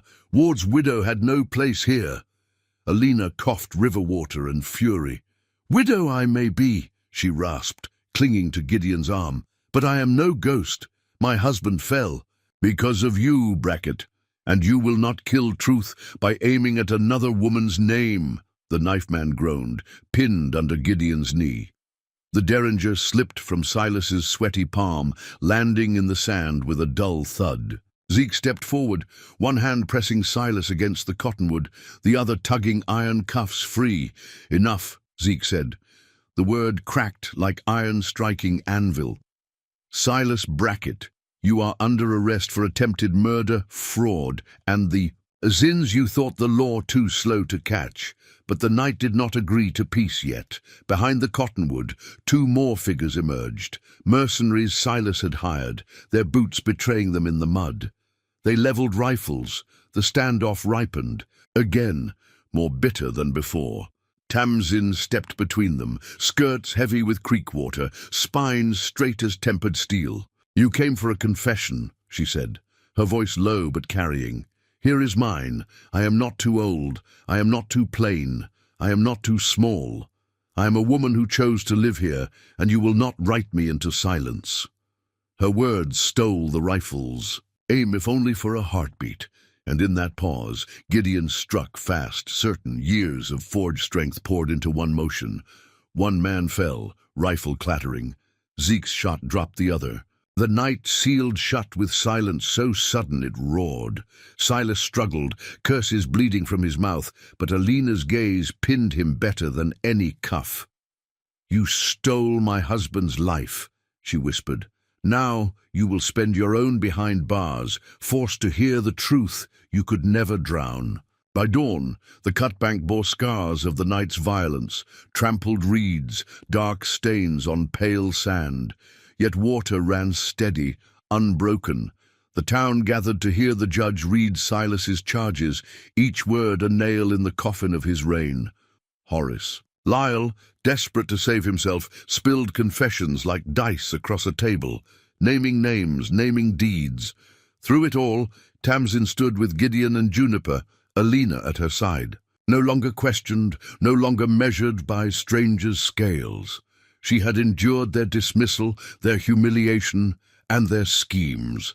She had turned survival into defiance, defiance into belonging. When the gavel fell, Silas was taken away, his mother's brooch gleaming once more in the morning light. This time, Agatha's eyes did not shield him. They looked instead toward Tamsin, an acknowledgment, bitter but true, that strength had shifted. Weeks passed. The forge rang louder than before, orders coming steady from neighbors who spoke Tamsin's name not with pity but with respect. Juniper learned her letters by tracing invoices and receipts, laughing each time she came to Kew. Alina chose to stay, her grief reshaped into quiet steel that fit this town. One evening, as sun bled gold across Dry Creek, Gideon pressed Tamsin's hand, roughened from work yet warm with belonging. "You were never too old," he said softly. "You were always exactly on time." She smiled, not shy, not uncertain, but certain as the iron cooling in the trough. "And you," she replied, "were worth the wait." The town bells rang not alarm but peace. The creek, no longer stolen, whispered its endless song past the weir rebuilt with many hands. And Tamsin, once measured, rejected, dismissed, stood where she belonged, loved unbroken, and the author of her own story. It was Alina Ward. The name ripped through Tamsin as if the creek itself had turned to glass. The current tugged at Alina's skirt with a greedy patience, the fabric darkening as the water crept higher.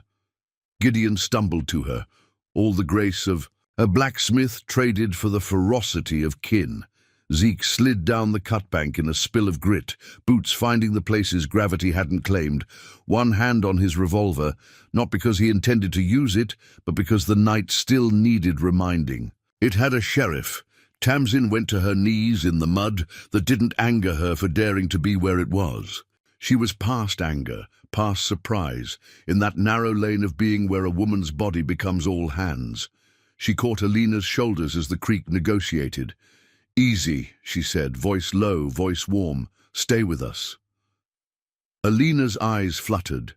In the torn moonlight, they looked the color of iron just before it admits heat. Blood ran bright from a line along her hairline, startling only because it made a map on skin that had learned to hold its own counsel. The Derringer's report had scythed the air. Its lead had bitten only dirt and pride.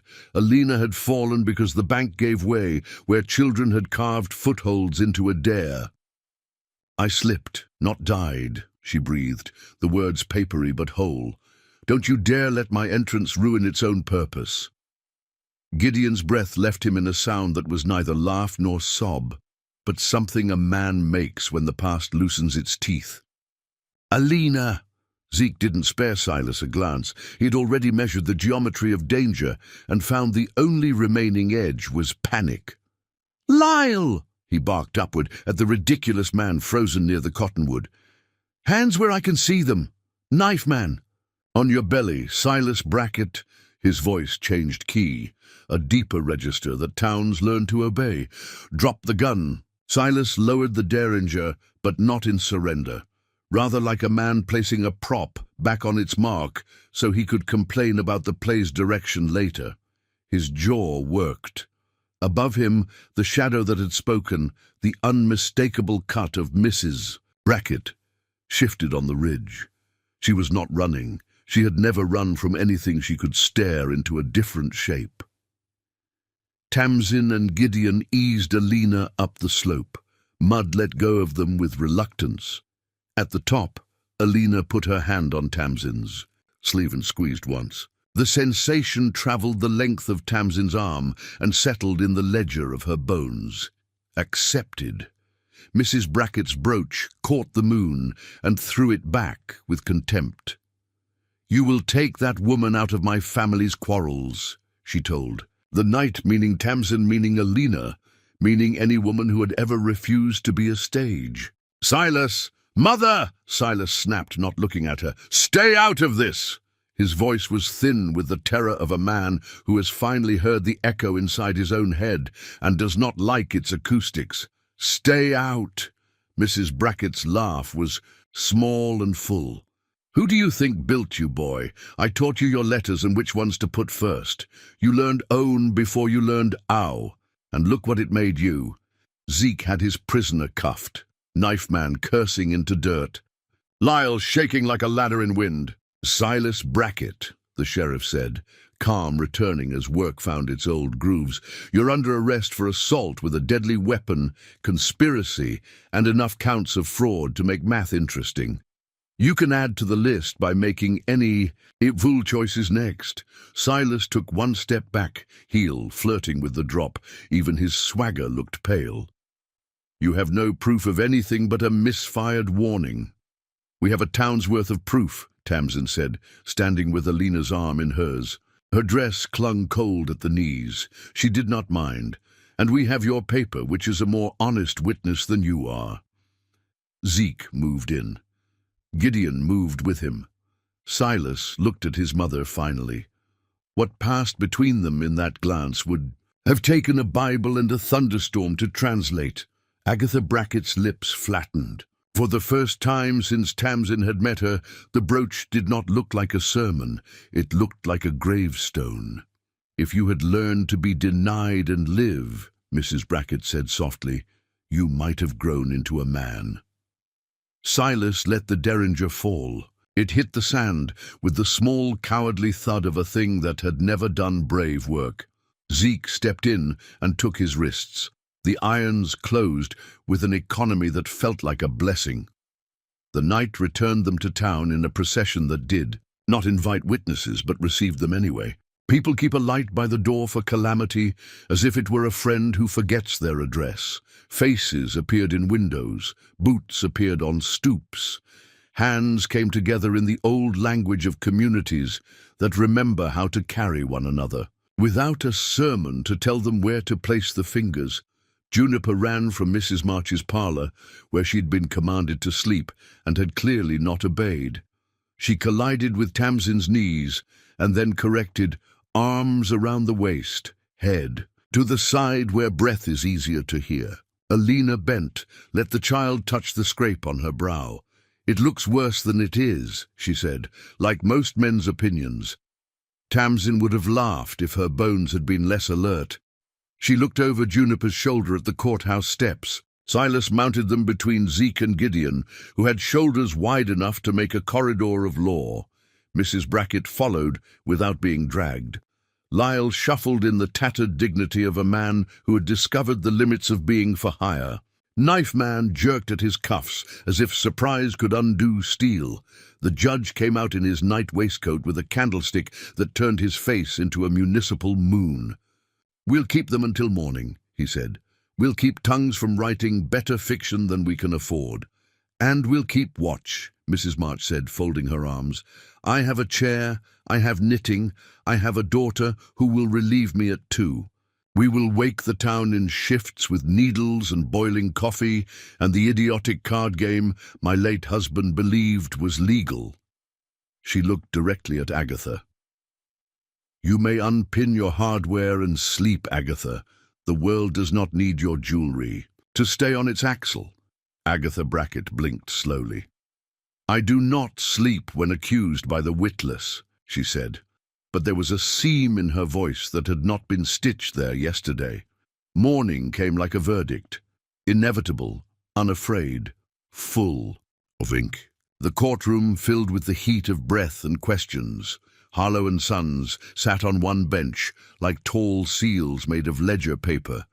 Bella Hart had loaned the town ribbons of varying shades and wrapped them around the backs of chairs to designate witnesses, victims, bystanders, and liars. The last had no ribbon. "To help the judge sort his day," she had said, and the judge, who had sorted his day without ribbons all his life, looked grateful anyway. Silas looked smaller without a horse and without Night. He wore a clean collar, as if laundering could reline a spine. Agatha sat behind him. She had removed the brooch. The hollow at her throat looked like something returned to its rightful owner. Zeke presented the card with its instruction to come alone. He presented the derringer. He presented Lyle's confession, which tumbled out of the man with that particular generosity the guilty discover when they sense daylight might finally be let into rooms they have boarded shut. The assessor's death hung in the air with less weight than it deserved. It would take days to untangle its web of accidents and orders. But a beginning had been made, and beginnings, Tamsin knew, were the most expensive part of honesty. When the judge asked if anyone wished to address the court who was not paid to speak, Tamsin stood. She did not prepare a speech in the way men liked, ballast of precedent, frock-coat of phrasing, but her words had shoes and knew where they were going. "Your Honor," she said, "I came to this town with a valise and a reputation someone else had purchased for me. I discovered quickly that there are men who enjoy pushing women into the role of confession and calling it law. Last night, one of those men offered me a paper to sign. He brought a weapon to turn no into please. He brought a knife cut from the cloth of cowardice. He brought a mother's hunger for control and called it guidance. He brought a lawyer like a match, and assumed the town would be dry enough to take flame. He mismeasured. We have water now." A small wave of breath moved through the room, the kind that means people have remembered their lungs. Tamsin continued, "I asked the court to measure not just the single bullet and whether it struck or missed.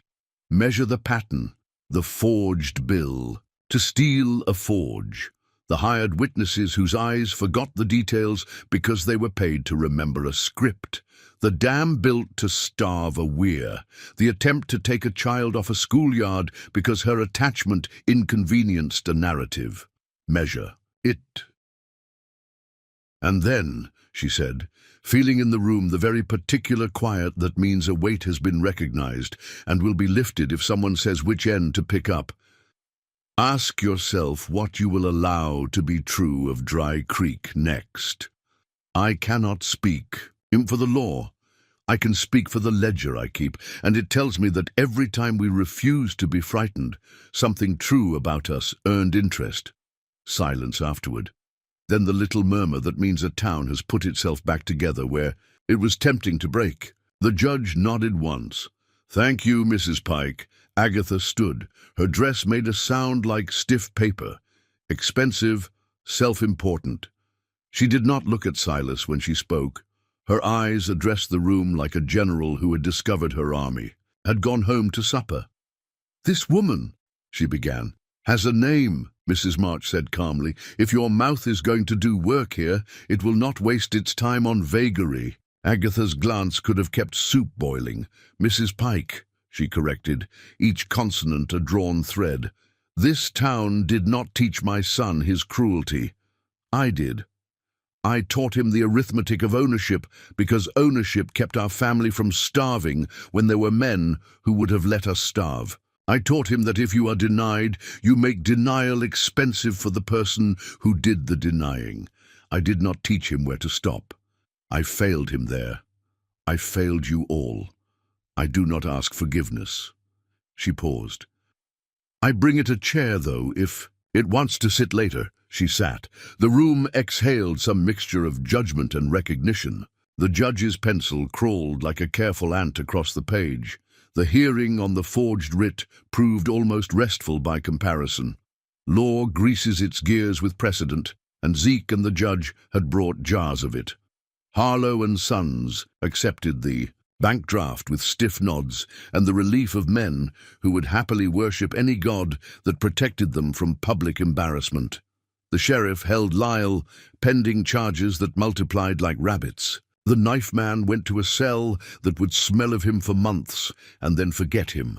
When it was done, when the room had emptied of bodies and kept the stories for later, Tamsin stepped into the sun with Gideon and Alina and Zeke. Juniper appeared, as if pulled by string from behind a pillar, her mouth apple-sticky, her eyes starved for truth. "Is he going to jail forever?" she asked, meaning Silas. "Children do not fuss with procedural vocabulary when the heart has a verdict. For long enough that you will forget his first name," Zeke said. Juniper considered this. "Good. Then we can use the S for saddle instead." Alina laughed, winced, scrape reminding her of its presence, and then laughed again. "I approve of your phonics." The town moved on. It had learned, as Tamsin had, that moving on is not the same as forgetting. It is choosing which foot to put down first. The forge filled, with orders, with the respectful boredom of work, with the kind of talk that turns strangers into neighbors, and neighbors into friends who know how to keep silence when silence is the best help. In the afternoons, Alina sat at the table and unrolled maps, laying them flat with smooth stones, as if pinning a rumour. She traced the creek with a blunt pencil and circled the place where Ephraim's horse had allegedly thrown him. She visited the cut bank in daylight, spat into the water not as curse but as treaty, and came back with her skirts muddy and a theory. The ground had been compromised weeks before the fall. Men had undercut it to move the channel. Ephraim had seen, and someone had chosen that moment to describe it to gravity. Zeke listened and took names and rode out and came back with a sack of small, ugly facts that fit the holes Alina made in paper. He did not promise anything. Promises are heavy. He saved his back for carrying proof. But the line of his shoulders said a kind of justice was walking toward them up a long road and would arrive on an ordinary day and sit by the stove without requiring fanfare. Dry Creek breathed easier. The schoolyard learned to hold only children again. The bank learned to look at signatures and then look at men's faces and learn which mattered. Bella sold more ribbon. Not because there was sudden cause for celebration, but because women had discovered their hair could mark victory as efficiently as a gavel. One evening, not long after the hearing, Gideon and Tamsin stood at the quench trough, watching the water take iron's heat and give back its own. The light was that kind the West invents for itself alone, edges forgiving, centers true. Gideon turned the piece in his tongs and looked at Tamsin with the respect a man keeps for 2 or 3 people in his lifetime. "You were the first to say water," he murmured. She shrugged, the small, confident kind that means humility without erasure. You were the first to teach me how iron listens." Juniper burst in from the porch with a caterpillar cupped in both hands, like a minted coin. "It has fur," she announced with the delight of a person who has never had the luxury of taking miracles for granted. "Aunt Alina says it's not fur, it's hair. Is that true?" "It's bristles," Gideon said. "And a lesson." Juniper narrowed her eyes. "What kind?" "That softness sometimes grows out of danger," Tamsin said. "Look, but don't touch it to your lip." Juniper nodded gravely. "I like that lesson. They ate that night with Alina, with Zeke, with Mrs. March, with Lark and Bella, and a handful of others, who understood that a table is a political instrument when it is long enough. There was stew and bread, and the kind of laughter that breaks no one's ribs to make itself bigger." Halfway through the second bowl, Tamsin felt the story's breath slow to something like rest, and knew what their listeners, far beyond Dry Creek, needed to hear right then. She set her spoon down and looked through the fourth wall of the little house as if it were made of muslin and generosity. "This story took us a long time. If you like it, subscribe." Now, back to the story. Juniper performed a ceremony with 2 buttons she had been saving, bestowing one on Alina and one on Tamsin as if they were medals in a private army. "For not letting the water be stolen," she said to Tamsin. "For not letting the map lie," she said to Alina. Alina pinned hers over the scrape. "For remembering how to stand," she added, and touched Tamsin's shoulder with a tenderness that didn't need apology to justify being new. After dishes, after cards, after Mrs. March had told Zeke that if he did not learn to cheat better at, wished she would enter his transgressions into the court record under the heading of embarrassing, after Bella braided Juniper's hair into something that looked like a sensible crown, the night returned them to the porch. The creek spoke. It had found its voice again and was practicing. "I thought," Gideon said into the dark, "that marrying you was a tactic, a way to stop a man from writing your life in big letters across a wall he did not own. I didn't know it would be my own rescue." Tamsin leaned her head against the newel, post the wood warm from a day that had not made demands and had therefore been generous. "And I thought marrying you would be a wall I could stand behind while the town learned to see me as more than a rumor. Turns out it was a door. Doors are better once you learn to oil their hinges." He reached for her hand, not as a boy does, triumphant and desperate, but as a man does who has learned that hands are the only part of ourselves that can both build and bless. "Tomorrow we fix Harlan's axle. The day after we make a gate for Mrs. Ellison, so her little ones stop playing in the street. Next week, Zeke will need nails for a gallows and then decide against a gallows and use them to mend something smaller." She squeezed his fingers. "And we will breathe in and breathe out and teach the child between us what to do with both." Time did not turn syrupy and perfect. The creek rose too far that autumn and then ducked its head like a contrite animal. Lyle tried to flee on a freight wagon and was plucked off it like a burr from a sheep, gently, efficiently, inevitably. The assessor's cousin testified that money makes a man dream reckless and wake poor. Agatha Brackett sold the brooch, cut her hair, and began coming to Mrs. March's on Wednesdays to learn how to play cards badly. She cheated only once and apologized to the room without making her voice small. Silas went to prison, where the space between himself and other men taught him a grammar his mother had not. He wrote letters that registered correctly under the stamp named remorse. Some were returned, some were not. Alina stayed through winter because the map of the creek grew a second spine in snow, and she wanted to hear it crack. In spring she bought a small house down the lane with 2 windows that faced the ordinary. She hung a hammer by the door for company. She did not marry grief. She kept it in a sensible room and allowed it visits, then sent it home with leftovers. One afternoon, a wagon arrived from Yarrow Flats with Ephraim's tools wrapped in burlap and a note from a man who had once lied and now longed to divide his lies by truth until they reached a manageable fraction. Alina unwrapped the transit, set it on Tamsin's table, and looked at it until her eyes slowed down enough to see without flinching. "He kept his instruments clean," she said. "So do we." Juniper grew into a girl who could spot a counterfeit. Signature before the counterfeiter had finished the cue. She baptized her doll in the creek and named it Verdict, and, when scolded by Lark for sacrilege, argued that truth and water got along just fine in the Bible. She learned to hold a hammer correctly and to put it down when her temper reached for it first. Dry Creek learned its lessons and forgot them and learned them again, as towns do. When men came later with bigger papers and taller hats, the town set out both a ledger and a bucket and asked them to sign with ink and sweat before they believed a syllable. The anvil stayed where it belonged. The weir held.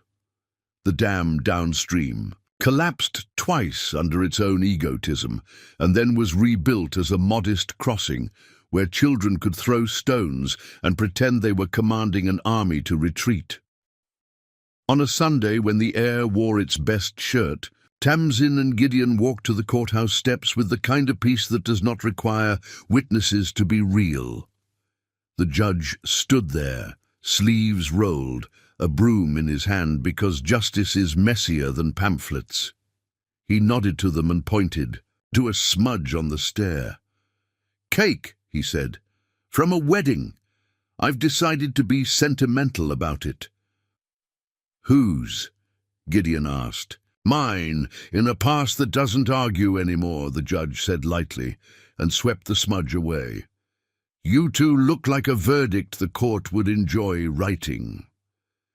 "We are a ledger balanced at day's end," Tamsin replied. "Sometimes with borrowed nickels, sometimes with surplus, always with notes in the margin about who made us laugh." The judge bowed as if someone had played a chord he had not realized he'd been humming toward. In the evening, beneath a sky learning new constellations, they returned to the porch. The creek kept speaking. Zeke dropped by with the news that a calf had been named after him, and he refused to be offended. Mrs. March brought biscuits and the gossip that comforted more than it harmed. Alina unfolded a map that now had notes. In 3 hands, Tamsin took her ring off, just for a moment, to oil it with the soft rag she used on the bellows handle. She turned it in the last of the light.